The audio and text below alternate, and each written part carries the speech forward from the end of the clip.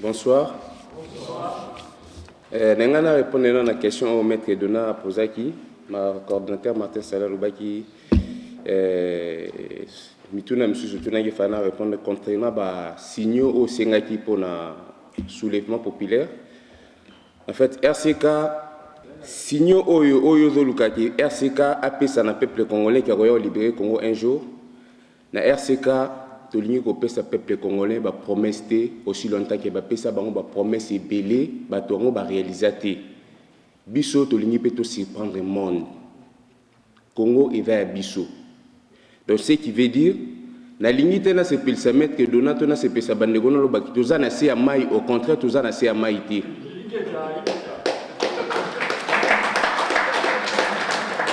Donc aussi de se prendre en charge pour libérer le Congo ensemble de Naba Congolais surtout. Matondo.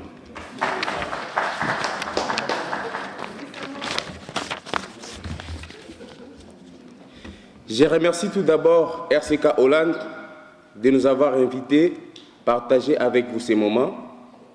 Je voudrais commencer cette intervention en vous rappelant les deux périodes historiques qui ont marqué le XXe siècle de notre Congo.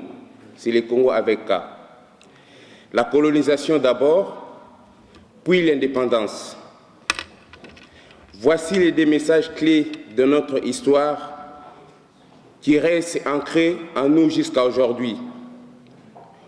Vous reconnaîtrez sûrement les propos du roi belge Léopold II qui avait demandé aux prêtres, aux pasteurs et aux industriels blancs, je cite, de désintéresser les sauvages noirs des richesses de leur pays, de leur inculquer des bienfaits de la pauvreté et d'évangéliser les Noirs jusqu'à la moelle épinière pour qu'ils ne se révoltent jamais.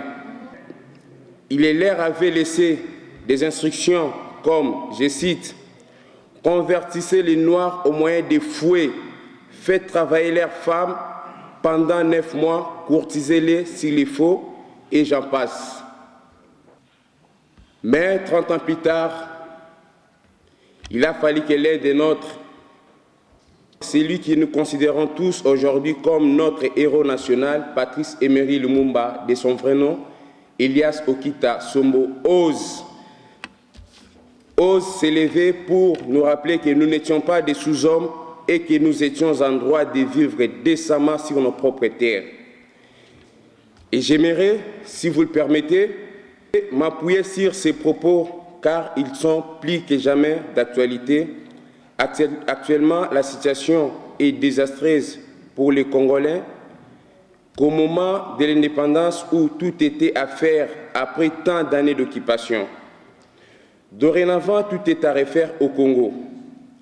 Le XXe siècle a été marqué par la colonisation, mais le XXIe siècle est celui de l'invasion, mondialisation oblige. À l'ère où l'aliénation, le désespoir, la pauvreté, la maladie et l'ignorance ont frappé toutes les générations et il est temps que nous menions, je cite, combat sublime. Il est temps d'établir la justice sociale et s'assurer que chacun reçoive la juste rémunération de son travail. Dans cette lutte de tous les jours ardente et idéaliste, nous ne managerons plus ni force, ni nos privations, ni nos souffrances, ni nos sangs, ni notre sang. Nous pouvons avoir la solution. Encore faut-il comprendre et faire comprendre à un Congolais le vrai sens du combat. Car le premier ennemi du Congo, c'est le peuple congolais lui-même, par ignorance et l'aliénation en guise d'héritage de la colonisation. Soyons fiers de cette lutte juste et noble et ne nous voilons plus la face devant les atrocités et la misère que nous subissons, car même si aujourd'hui nous ne recevons plus les fouets, nous vivons l'esclavagisme moderne et travaillons à la sueur de notre front pour être maintenus dans la misère. Ne restons plus stoïques face à la prostitution des mineurs organisée par des musiciens congolais et le travail forcé des enfants dans nos mines. Aujourd'hui, les femmes congolaises ne sont plus des instruments de plaisir ni de guerre comme auparavant. Au lieu de cela, elles sont devenues les défouloirs de tous ceux qui prennent plaisir à saccager le Congo et opprimer notre peuple pour s'enrichir.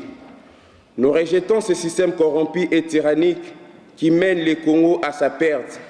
Nous voulons être les porte-parole de tous les opprimés, les oubliés du monde.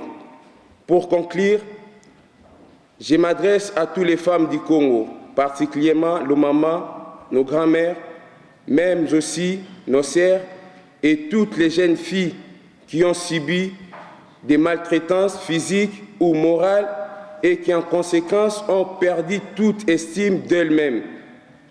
Les chiffres sont effrayants, voire alarmants. Depuis plus de 11 ans, 1150 femmes ont été violées et torturées chaque jour. Les crimes commis à votre égard sont intolérables. Nous, les résistants combattants du Congo, en sigle RCK, ferons tout pour que votre honneur vous soit rendu et que la justice vous soit enfin faite. Nous refusons l'impunité sur les viols, tout autre acte barbare, et il est temps que la justice fasse son travail. Aucune autorité judiciaire n'est censée ignorer ces faits.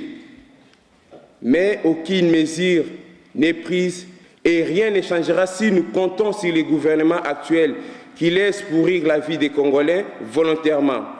Nous voulons nous porter garant pour vous parce qu'un pays rempli de femmes blessées est un pays qui ne peut pas se développer. Parce que la vie commence par la femme. Nous croyons que l'avenir du Congo passe par vous. Aujourd'hui, nous pouvons mettre fin à cette fléau d'invasion rwandaise, car nous avons la force de la raison.